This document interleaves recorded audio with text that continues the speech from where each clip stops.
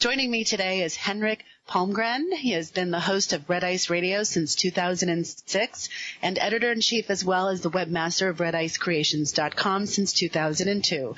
He is also the co-producer of Red Ice TV and involved in various film, music, video, and web-related projects.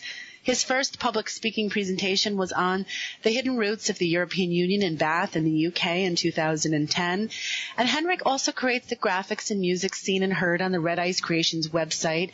And his interest is in the esoteric, occult, and conspiratorial areas of life. And it is his own search into these topics that sparked the creation of very well-known Red Ice Radio and Red Ice Creations, and he is currently headquartered on the west coast of Sweden and continues to find answers to questions that in most cases seem to lead to more questions.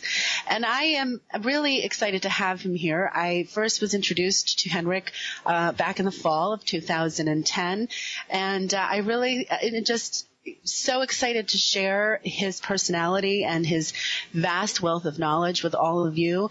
And like myself, he's a radio host, and he's had quite the interesting journey. So welcome, Henrik. Thank you so much for being here. Excellent. Nice to be here, Hillary. Thank you for having me on. It's great to talk to you again. Well, I'm very curious what your personal story is about getting into the topics that you navigate on your radio show, the guests that you invite. You have been exposed to an extraordinary amount of information over the course of the years as your career as a radio host. How did it all begin with even starting up Red Ice Radio to deliver the material that you deliver on a worldwide level? Well, Red Ice Radio was obviously a spawned from redicecreations.com, just a news website basically at the beginning.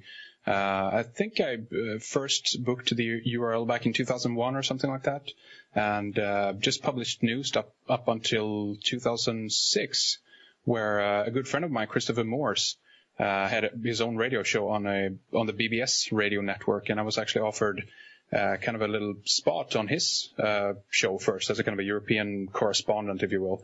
But that turned out to be a full hour myself. So I started doing a telephone service calling through the BBS radio network, and basically just took it from there. And I think I probably wouldn't have gone down that road if I wasn't offered it to begin with. I hadn't really contemplated the idea of having a radio show.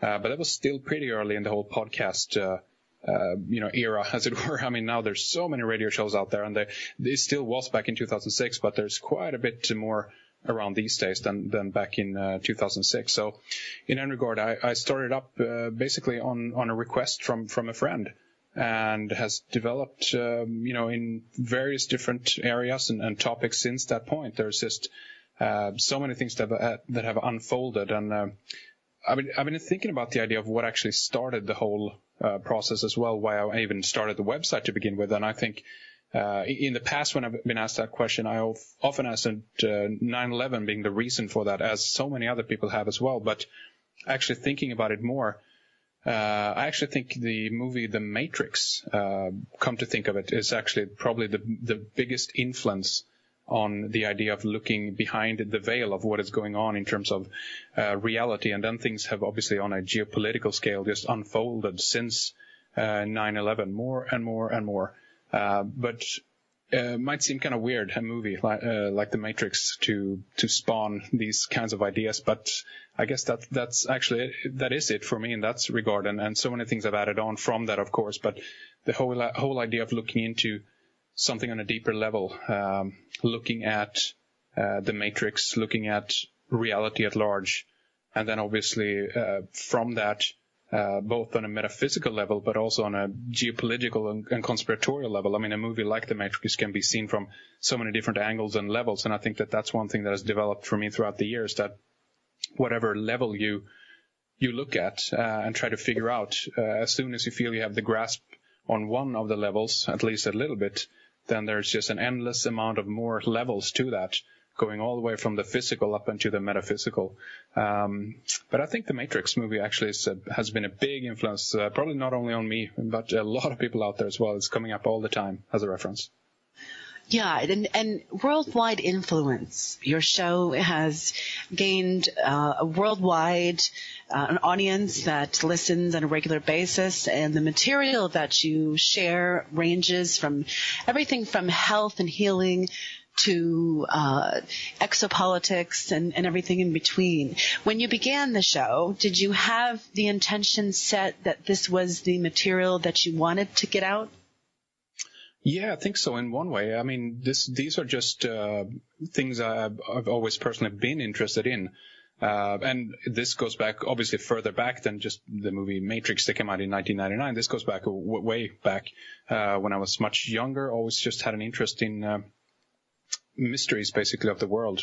Everything from how the pyramids were built to the legend of Atlantis up to even murders of certain politicians and things like that, why these things happened on a geopolitical scale. But these topics I've always been interested in and just wanted to cover them in a thorough kind of way. But certainly many of the topics also have been brought to my attention by doing the kind of work I'm now doing, of course. So I've been true to the idea of just trying to go with the flow. It seems that there is a kind of a current that almost is taking you in a certain direction at times, and there's a mass of an influx of certain type of information at a particular point in time, and I think that the trick, but also the beauty of it, is try to just surf on the different waves of information that is out there and kind of comes your way in a way. But a lot of the things, obviously, it's just things I've always been aware of in one level or another, and then just try to go deeper into that in order to personally actually get some of the answers that I'm trying to dig out. And then kind of as a side effect to that, by doing it online and sharing it and just putting it out there, more and more people can just, take advantage, I guess, in that sense, of the material that is there and kind of go along in that journey, if you will. So it's been great, and it's amazing. Do you feel that this is fulfilling your purpose in a sense here? I guess it is in one way. Again, going back to the idea of how the website was spawned or how it grew, the ideas of how it all came together. Thinking about it in hindsight, even sitting learning HTML and PHP code programming and learning the basics in terms of graphic design and things like that. There was just kind of something I was interested in doing, and then I didn't really have a lot of the content actually to fill in the templates that I learned to create and build. But that revelation of the whole information wave kind of came on later, and then by that time I already had some basic knowledge in how to make a website and put things together. So it all kind of just flowed through very nicely, and it's been actually a very easy road in that sense for me to travel down when it comes to the creation of Red Ice and Red Ice Radio. So just going with the flow of things makes me feel that I'm kind of on the right path. It hasn't been that much resistance, but other things I've been trying to do throughout my life, music and artistically, and things have had more resistance of trying to get into the mainstream world of music production and things like that, and it's been more heavy and more of a burden in that sense. But this has come so easy. So just as long as you go with the flow, I think you're on the right path, and then you're doing what you're meant to do in one way. Yeah. I think those are very wise words, and I think people will look back on your life and what you've contributed to the awakening of humanity as a very important lesson that people need to pay attention to, especially now, and even as we move into other, times and challenges as a, species or even individuals, going with the flow and really taking the path of least resistance is a gem of wise words. Now, moving into, talking to the people that you speak with every week, do you feel that it is, in a sense, an opportunity of your own enlightenment to have conversations with some of the world's most brilliant free thinkers and truth seekers? Oh, absolutely. Of course it is. It's a great honor in many cases to speak with many other people who I've been listening to, and in many cases admired on many levels for the kind of work they do, from the particular perspective they hold, philosophically or what have you in that sense. But yeah, of course, absolutely, that's been really great.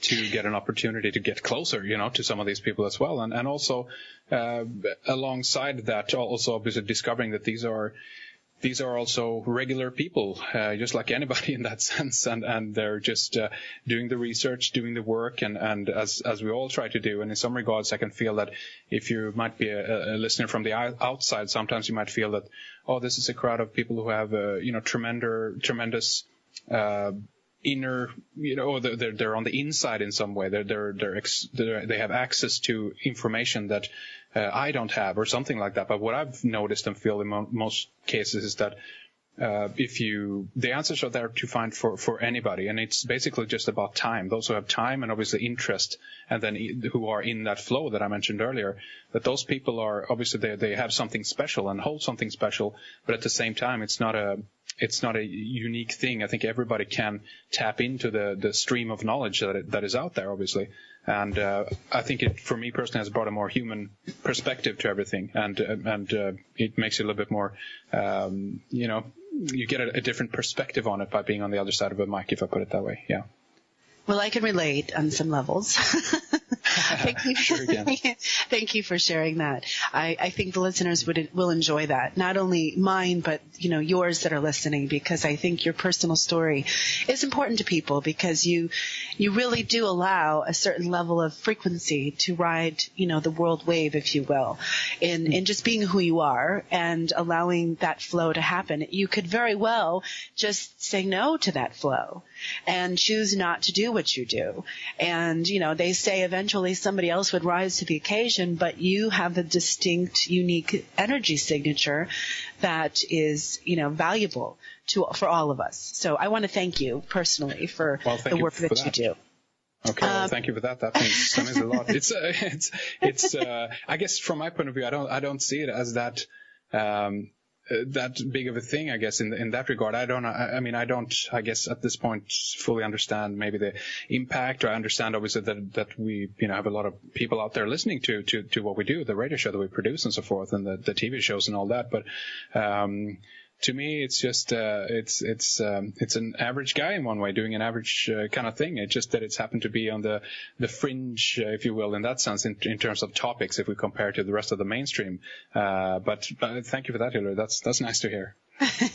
Well, there are people who do this, and your heart feels like it's in the right place. You're a very approachable person. You're not, it hasn't gone to your head in many ways, and so I think that is also what resonates with people as well when they listen to you interview your guests, and I think that takes a special kind of presence.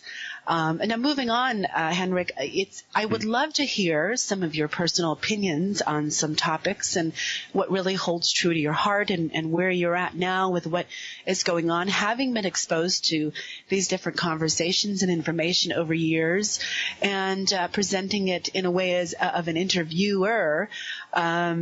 What are your opinions on the world stage right now? What do you really feel is going on? Oh God, sheesh, what a question, huh? It's the more and more you're involved, I guess is the best word, in this type of information and these kinds of topics. In one regard, I feel that there's a lot of questions that do get answers, obviously, but as you alluded to in the beginning, these in most cases you get actually more questions as well. And on top of that, I can feel sometimes that there are so many different perspectives, and if you will, kind of being as a little spider in the web in some regards, and having to pull all these different threads together from all these different researchers out there. You do indeed get I feel, unique perspective, as you do as well, Hillary. And I feel that the more we think we know, the less we know in one regard. And in some cases, I can feel that we think we know what actually is going on, but there's always, it has to do with these layers I mentioned earlier. There's always another layer to the truth, so to speak, in that regard. There's always something else to discover. There's always another perspective that hasn't been highlighted yet, that is going to either totally upset the story that we think we have, or at least offer such a unique perspective that we have to reconsider it over and over and over again. But looking at what is happening right now in the world, the larger topics as such, for even this year so far, 2011, I mean, personally, I feel it's been hectic, if you know what I mean. It's been incredibly difficult just to keep up with everything that has been unfolding. Everything from right at the new year with all these birds and fish dying, and all these stories that have been coming out about the magnetic reversal possibly being happening right now. There's so much that have been happening in terms of this strange sun activity that have been going on and off sporadically, and consequences on our own geomagnetic field. And I just personally, on a personal level, can feel it in my own life that something is happening and something is going on, and something actually has begun changing going into this year 2011. Now, what actually is the cause of this is also obviously speculation at this point. We don't know. These could be natural energies in that regard that we're just moving through, going into another level, another field in terms of the galactic plane. This might again actually be related to our solar system aligning with the galactic plane. Who knows? It might also actually just be as a mundane and down to earth but still scary aspect as HAARP, for instance. Actually, we were looking at manipulation of weather patterns and also maybe the magnetic field of the planet, and different things are upsetting things. But again, I think all of this, at the end of it, whatever actually is the root cause of it, has effects on the human level, from the mass down to the individual. And I think even the things we can see down in the Middle East, Egypt specifically, but also in Yemen and Tunisia right now, I think are, if you will, in one regard, they're a reflection that something actually is happening. There's a lot to say about the things that are happening in Egypt and the Middle East, and on the surface it might seem like a good thing. On the other hand, we can read reports about strings being pulled, as always, behind the scenes, encouraging these types of revolutions in order to steer these countries into a more Western, in many cases, situation, if you will. But all of this is a reflection of how uncertain things are in these times, and how shaky the ground is that we actually stand on, I feel anyway. And I think there's a lot of people that would agree with that as well. I mean, just going back to this idea of the magnetic field again, we don't know what truly the consequences of this would be, or if the magnetic field of the Earth goes down as it does before a magnetic reversal actually happens. And we might be looking at a situation where we have tremendous amounts of cosmic radiation and radiation from the sun going in, hitting us directly. And we have no idea what the consequence of that will be. We might be actually looking at a scenario where the whole electric grid goes down. We might be looking at radiation, harmful radiation coming into human beings, so disease and things like that. But on the other hand, we have this other idea that we actually might be up for a kind of an upgrade, if you will, an update of the human being, and that seems to go hand in hand with a lot of the ancient prophecies, if you will, in terms of where we're heading right now at this particular time, and the involvement of the cosmic central sun, or our galactic sun, and also the radiation from the sun, of course. It's been very interesting seeing how this have unfolded so early now in 2011, and if we're continuing on this track, I wouldn't be surprised if we can actually see some big changes ahead of time. I don't know. It's tricky to say, but there's just so much going on right now that it's almost difficult to say and stop and have a perspective on it all. It's like impossible, because by the time you're beginning to put an analysis on one of these topics, then 2, 3, 4 more have unfolded, and it's like you're lagging behind in actually trying to keep up with it all. It's been crazy. I do know. You're right. I mean, the average person, I talk about this a lot on the show, is that when somebody starts to dig around for alternative answers to what's going on, oftentimes they're led into conspiracy theories, they're led into disinformation campaigns. I mean, there's so many eddies of information in the world that we can get lost in, that it's difficult sometimes to really weed out the truth from what's just being presented for whatever reason. And it's not even to say that, it's one or the other. Some Sure. people may be well tapping in intuitively to what they feel is going on, and they're simply expressing their truth. And when somebody reads that, and it's like a domino effect. It just kind of goes all over the place and can spread, and that's what consciousness does. So what do you suggest to people when they start to listen to, let's say your archives, and they start going through, the last 20 shows you've done, and their mind and their psyche is kind of blown open because they, are being revealed and introduced to information that we certainly are not taught in school, or, we don't certainly walk around and read these in mainstream media outlets.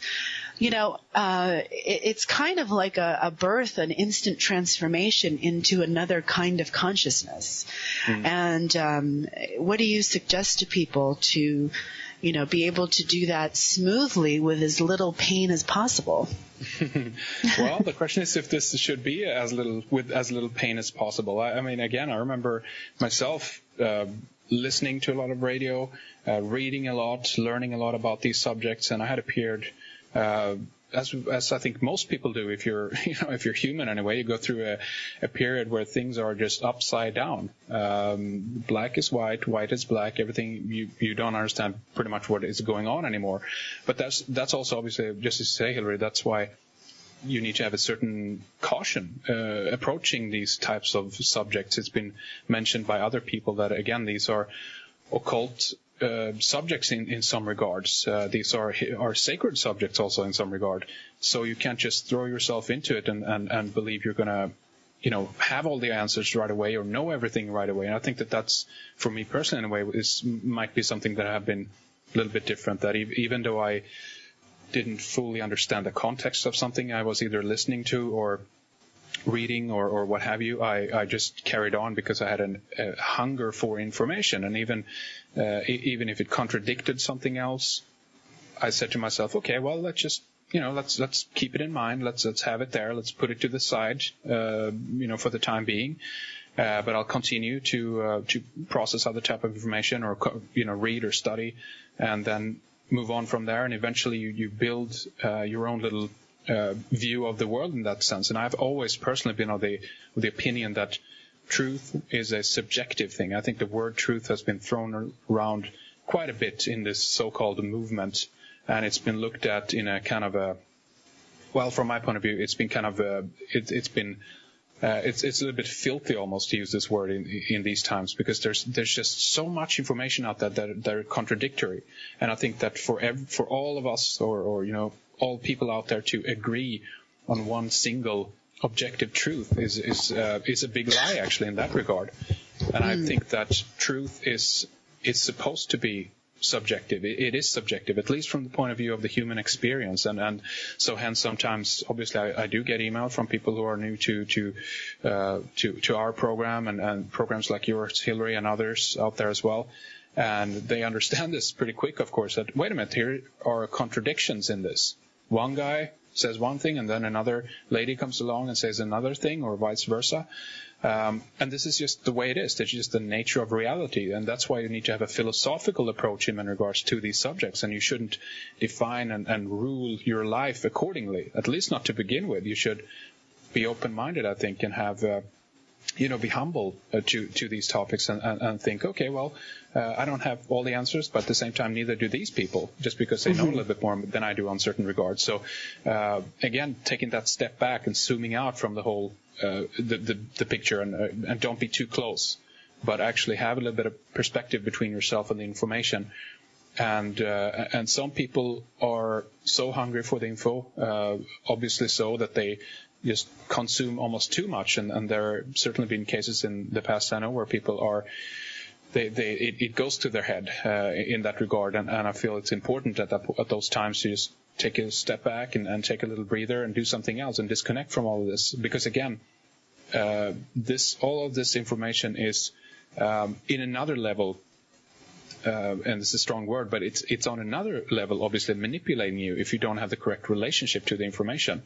You need to have the idea, again, I believe that this is, it's another box, if you will, of other people's perspectives that is out there, and you can jump over into these little boxes here and there. But at the end of the day, the most important thing is your own box, and obviously expanding your own box, and try to ultimately get out of that box. But again, don't rush things, don't do it too quickly, and always, of course, run the information through your filters of rationality, but also your filters of intuition and your heart-based, response. What does your heart say when you listen to some of this, or what does your, intuition say?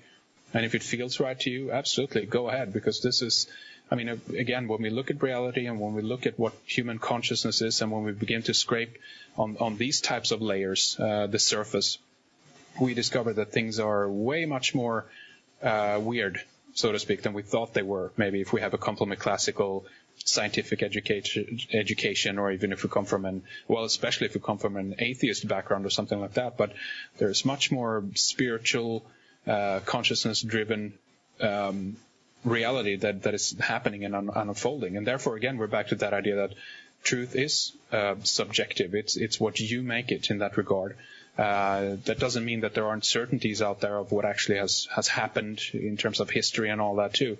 But just always run it through your heart and go slow, easy. There's obviously a sense of urgency that I feel comes along with these subjects, and people get really, really, they get burning red hot in one sense, and they have listened to maybe a couple of months or a year of podcasts online, and then they think they have all the answers. But in most cases, that is not the case. There's so much more going on, and this is what the greatest philosophers in many cases of our times have been questions that they've been pondering on, and I don't know if we were getting any closer to the answers of these. The main big question seems to remain in that regard, but anybody's perspective is as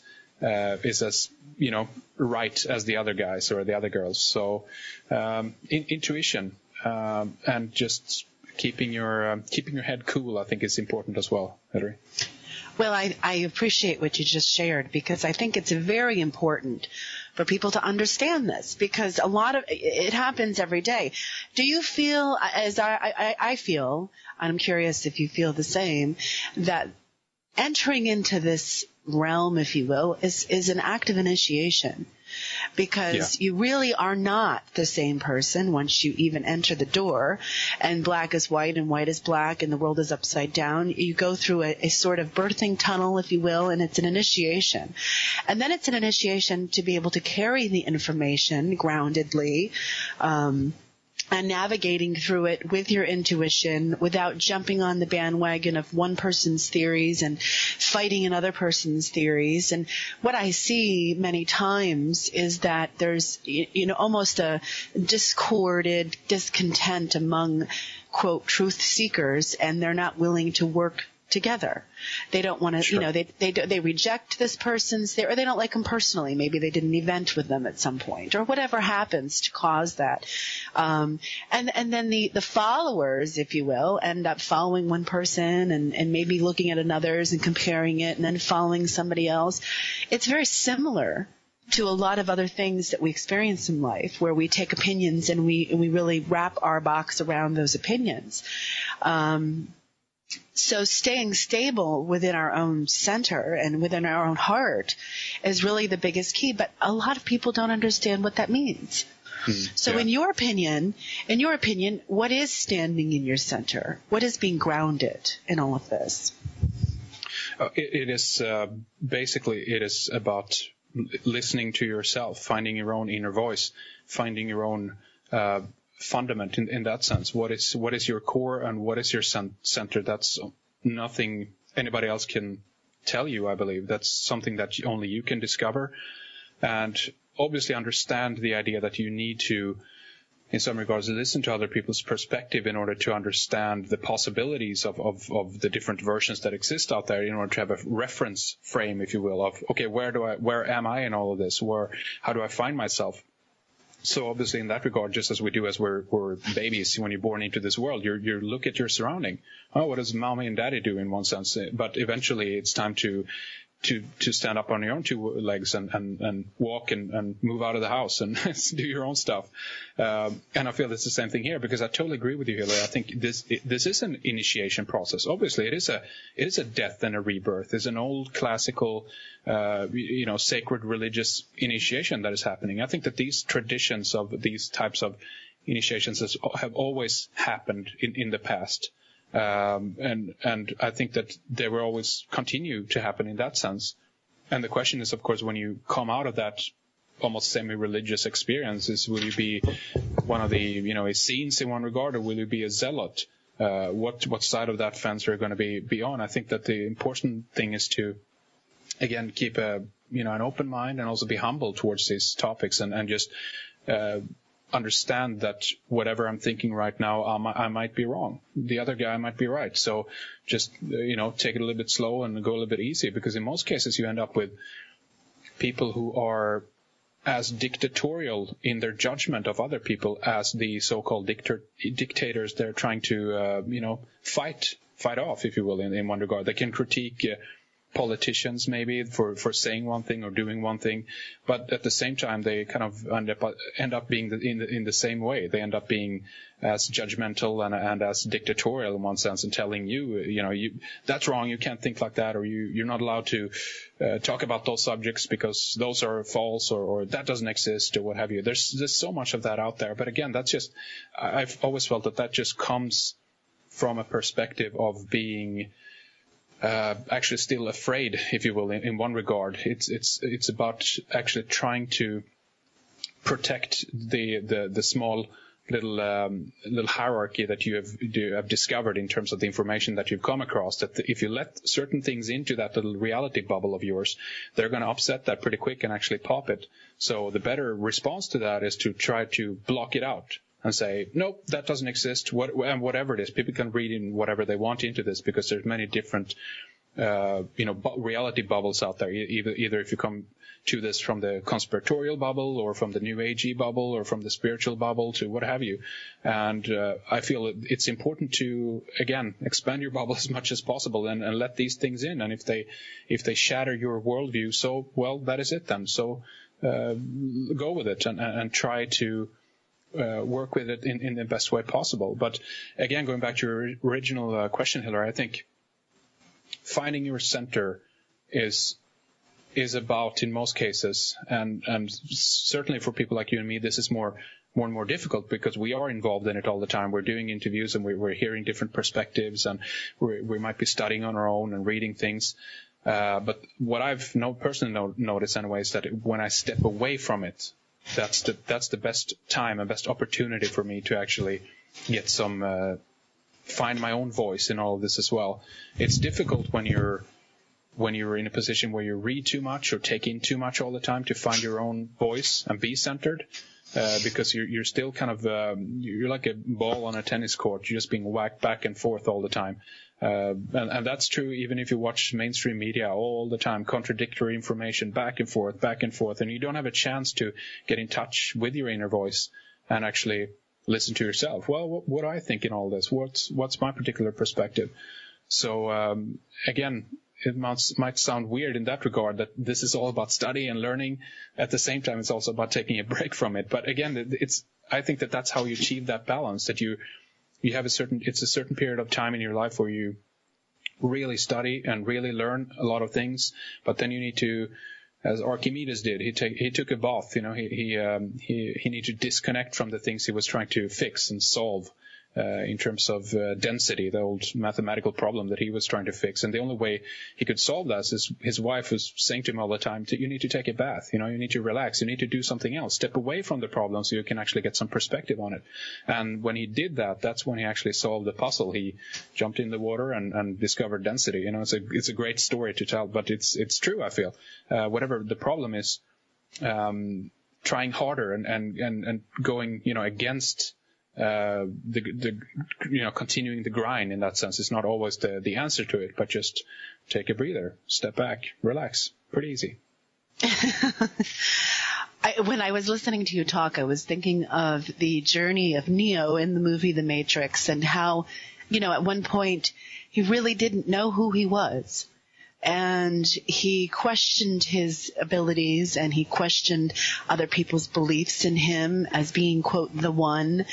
And he sought out the knowledge of the Oracle, something that was, he believed, to hold great knowledge, to hold an understanding or a spiritual, connection to giving him more insight into himself. And the way I interpreted that, or the way I look at it now, is that, we have to find that voice. The Oracle really is the voice of intuition, the voice of putting all the pieces of what we're experiencing within reality, whether it's ours or not, into our own experience, and being able to thread, the needle, so to speak, the eye of our own needle, so that we can really make something out of our own experiences.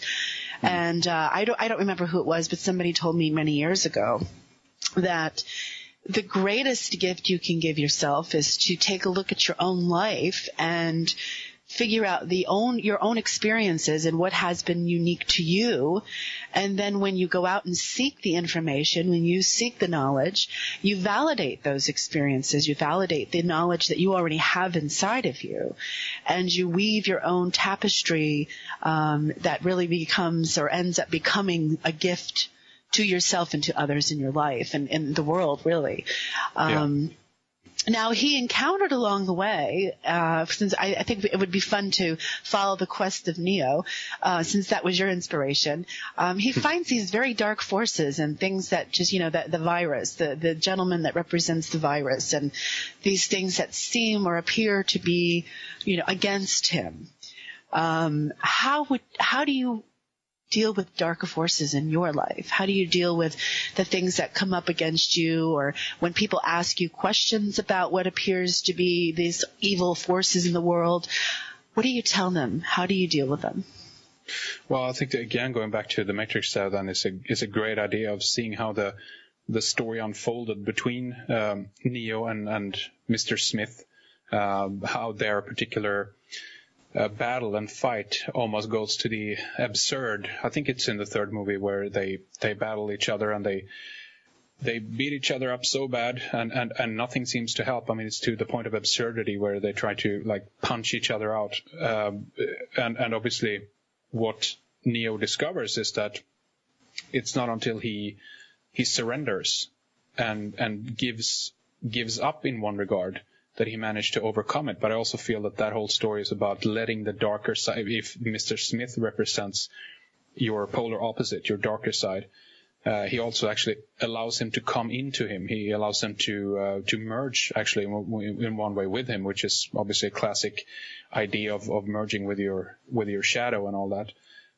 But that's how you, in one regard, defeat it, if that's how you view it. I mean, even using that word is not the correct term, because it is not about defeating it. And the same thing could be true with discovering the dark forces that exist in the world. That the question I feel that everybody needs to ask themselves is that, is this meant to be battled in that sense? Is this meant to be eradicated?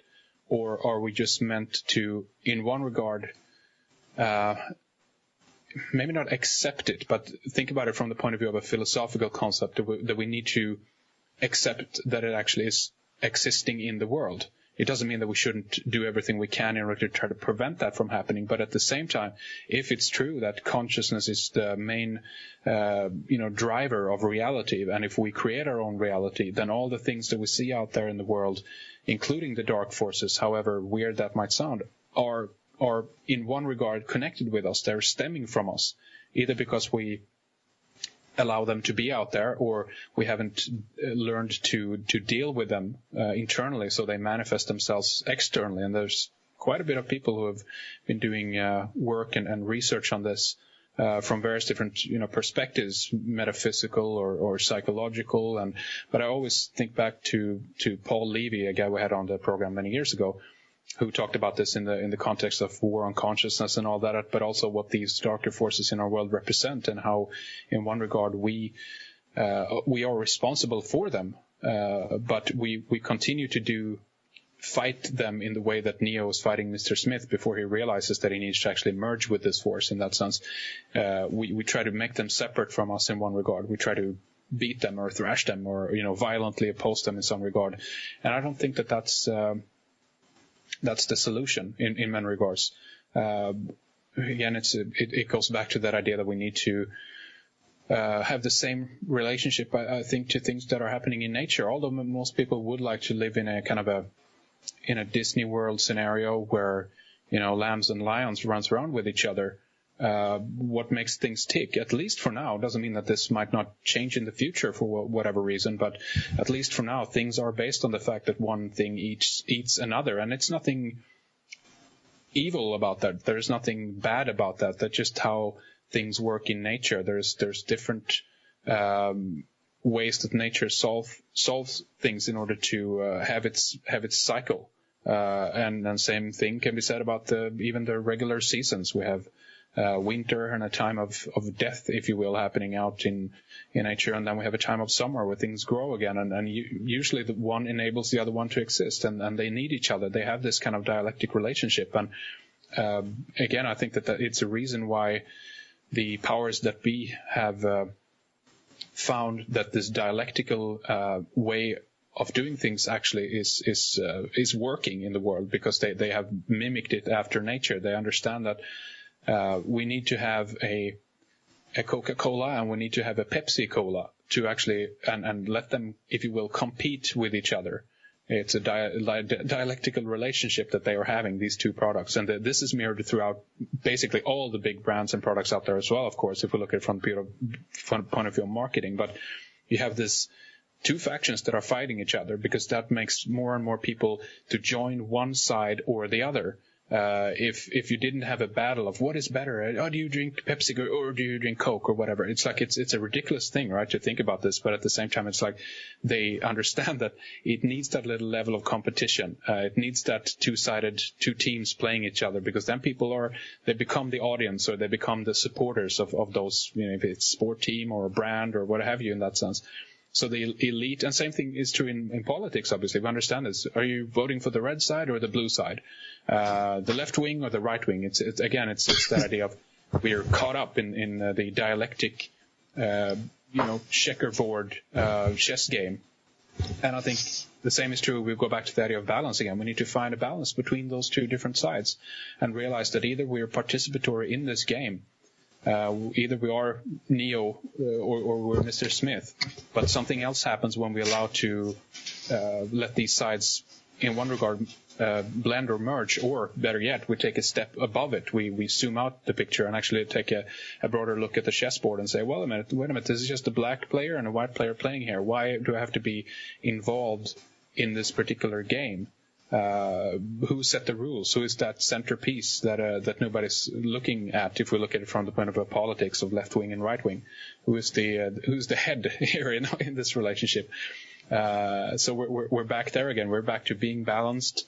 We're back to zooming out, and we're back to the idea of letting these sides be as they are in one way. There's nothing wrong with these different sides. They're there for a reason. But if we learn to observe how they work, I feel we have a tremendous advantage over many other people in the world in that sense, who are still caught up in this ping pong game, if you will, of back and forth all the time. It's kind of exhausting watching it, actually. Yeah, I would have to agree on that. It's an interesting theory when you look at life from that perspective, and when you realize that it's really not a theory, but it's an actual fact that we as human beings process our lives like this, and we teach our children to process their lives like this. Nobody has really reprogrammed the software, if you will, and perhaps we are crossing points in time and space at this moment where, eventually that will be possible simply by the inception of somebody believing in a different reality and sharing that with other people and spreading that through. And then we still have to own what we create in many ways. People think that, well, we can create a beautiful thought and walk away from it, but it doesn't really work like that. Our thoughts and creations are much like our own children, and we have to tend to them, and they take on a life of their own and sometimes consume you. It's an interesting process. I really think that one of the great teachings that really is common in most spiritual masters has always been the ability to walk through these things like water.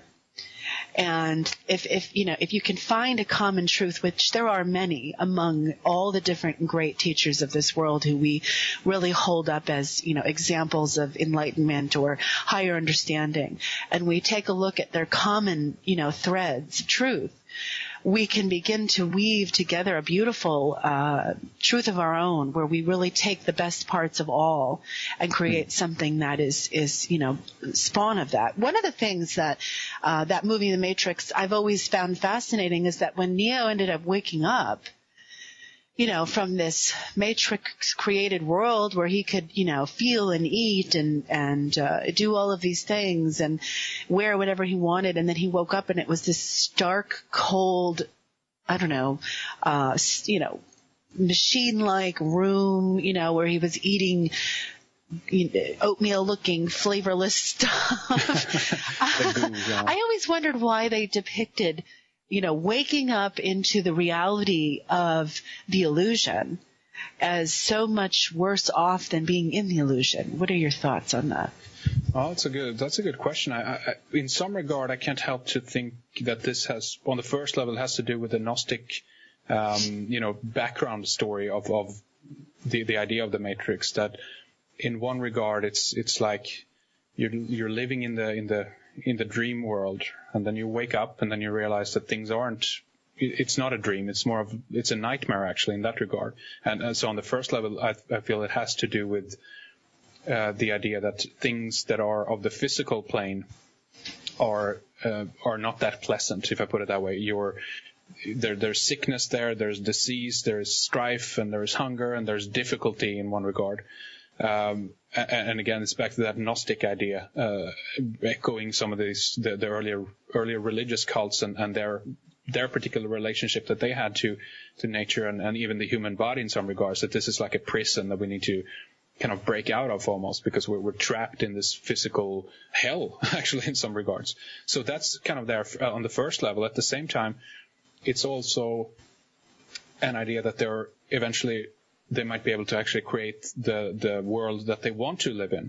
There might be a time, when we can overcome those constraints, if you will, of the physical world as well. Because, if we look at it from the point of view of Neo, he takes the abilities that he has in the Matrix, because there's certain set of rules are in place in the computer-generated world, if you will. And he manages to understand this, and therefore also overcoming those rules and be able to do what he wants in there, meaning he can fly and do all kinds of weird stuff. But at the same time, he also managed to take some of these abilities out with him into the real world afterwards, because that's a deeper level of understanding. That means that, wait a minute, we're still in a kind of a matrix. The reality that we think we live in, this cold and dark place, is still kind of a coded, programmed world also in one regard, and it's up to us to create what we want with that dream. So before you have any reference to what kind of world you want to live in, I think it's going to go to the bottom, if you will. It's going to go to the lowest and darkest place, and you start from there, and you build from there. You try to create things from the deepest and darkest place in that regard, in order to create a fundament, if you will, something to stand on, and then slowly take it from there and progress upward. But I don't know. It's an interesting question, Hillary, and I have to think about that a little bit more, though, I think, and see what to give you a good answer on that, because I really don't know yet. We'll have to see. But at the same time, I think that I believe the same thing is true in our reality, obviously, that, again, when you wake up and you realize certain things, you understand how cold, dark, and ugly and miserable place the planet is and the earth is, and human history, just looking back to that, and the misery that we've gone through collectively and all that, the wars and the suffering in many regards. But as you begin and look closer and more into it, you also understand that in going along with that, there's also a lot of beauty there. There's also a lot of wonderful things that have happened and is going to happen. And it's back to that idea again, that it's also it's part of what you choose to focus on, what you choose to look at. I believe that you can, as a human being today, have a wonderful life in that sense, living in your bubble, totally secluded from the problems of the world. And again, we go back to that idea that if I go out here on the street and things are pretty calm. It's not, I can't see the new world order emerging around me, everywhere. I can see little snippets of it here and there, obviously, if I look close enough. At the same time, it's not an instant application thing that is happening right now and right here. It's So what I choose to focus on also becomes part of my reality. And so again, we're back to that idea. If I only choose to focus on the negative aspects, that is how I'm going to see the world. But if I choose at some part in there to look at some of the other aspects of some of the beauty of life, then that will become part of my reality paradigm. And again, we go back to that thing that if we focus too much on all the negative, bad news, then what if that is actually participatory in creating that reality as well? It becomes a kind of a feedback loop. So it's been said before, you have to be careful what you think about and what you wish for, because it might actually come true. So we need to not totally seclude or corner off ourselves to the darker realities of how things are unfolding in the world. At the same time, we can't just focus on that alone, because that will actually create feedback in that loop as well. So again, we're back to balance between these sides. Yeah. We always go back to that, don't we? There's no getting away from balance. Well, it was always interesting to me that that would happen when he would wake up in that world, out of the dream world. And then when there was a scene where he went blind as he was flying, or he was flying a ship, and he was going into the city, and he was blind, and he was really seeing with energy. And I always thought that was interesting, because he was perceiving this very dark, desolate world energetically. And it seemed that he was better able to navigate his way through without looking at it directly, but more from an energetic standpoint. And then at one point, he was able to lift that ship up over the clouds, over these dark, stormy, intimidating clouds. And then you got up all the way through that, and there was this moment of clarity. It was beautiful up there, yeah. And it was really just something that I think most people can relate to when they feel that aha or epiphany moment in their life where everything becomes clear. And I think it's a symbolic trail, if you will, of looking through your life and saying, well, I may wake up to the illusions around me to see something that is really scary and fearful, and it feels like I'm fighting the dark forces, and I can get very lost there and stuck there to see it this way. But if I lose my sight of that, and I just change my perception to being about energy and realizing that really it's all the same thing, we're able to rise above that for the clarity that we need to go back into it and change it until we die. Yeah. Yeah, or become absolutely. a part of it in some other form. That's right. I really think that that's a beautiful moment, and I'm curious how you felt personally when you watched that part. Yeah, I guess I would agree with you in that regard. I think that just seeing things above the clouds, for me, it's back to that idea that it's about zooming out. When you get the perspective, when you leave the earthly matters behind, there is a whole universe, world, planet above the dark skies, the dark heaven that they're kind of trapped under, that is unfolding, full of beauty and full of wonderful things that are happening. And at the same time, it's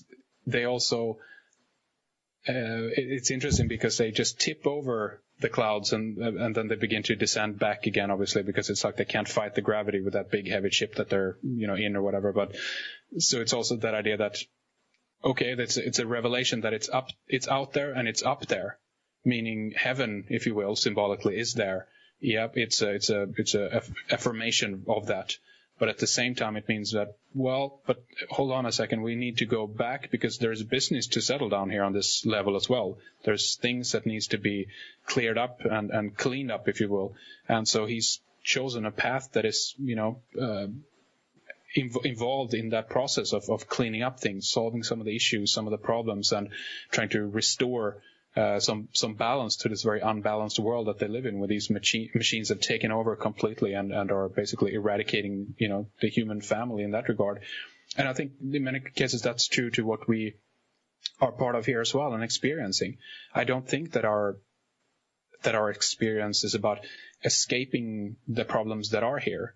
Because ultimately, again, if the problems are here on the physical level, on the earthly plane, then they also exist within us in some regard or another. So that means that we have external work to do, but we also have internal work to do in order to clean this up and make sure that our experience is run the right way, if you know what I mean. So we shouldn't be... We should be aware of the fact that something else exists. Heaven is there, but right now it's not time to totally be involved in that. There is a little bit of a battle going on in that sense, that these different sides in ourselves, this battle between our different sides that we have, and we need to be involved in that process right now for whatever reason and help to clean that up. So I kind of feel it's like an encouragement that, okay, it's great to know that it's there. But at the same time, it's not. We don't come to this planet. We're not incarnated into these bodies in order to just look at the beauty right now. There's work that needs to be done at the same time. Yeah. What a beautiful testament and symbolic meaning to our lives, really. I want to thank you for joining me this hour. It's been very, very enlightening for me to listen to you talk and to share an hour of time with you and discuss ideas. And for those of you listening, you can hear Henrik on redicecreations.com, his radio and TV programs. You can find more information about them on his website. And it's really worth your time and effort to navigate through the site and listen to some of the offerings. He's a very gifted person and one of the great light workers on the planet at this time. Henrik, thank you so much for joining me, and may your journey be well. Absolutely. Same to you. Thank you so much, Hillary. It's been great being here, great talking to you again, and we'd love to have you back on our program as well. We need to continue our conversation at some point.